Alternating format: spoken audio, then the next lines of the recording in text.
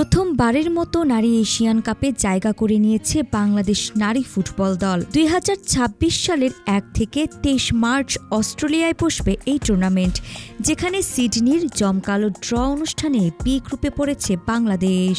Challenging গ্রুপে প্রতিপক্ষ defending champion চীন, শক্তিশালী উত্তর কোরিয়া ও র্যাঙ্কিংয়ে এগিয়ে থাকা উজবেকিস্তান।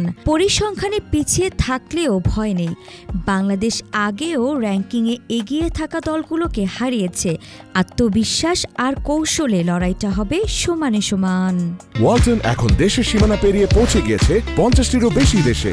ওয়ালটন, ঘরে ঘরে বিশ্বজুড়ে।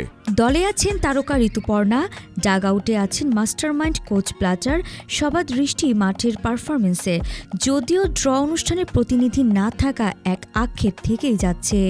নারী এশিয়ান কাপে গ্রুপ তালিকাটি হল: গ্রুপ এ অস্ট্রেলিয়া, দক্ষিণ কোরিয়া, ফিলিপাইন, ইরান।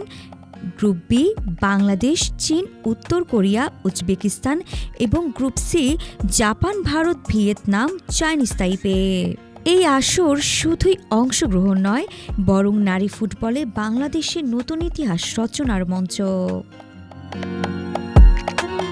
আরিফা জাহান প্রিনন, বিডি আর্কাইভ।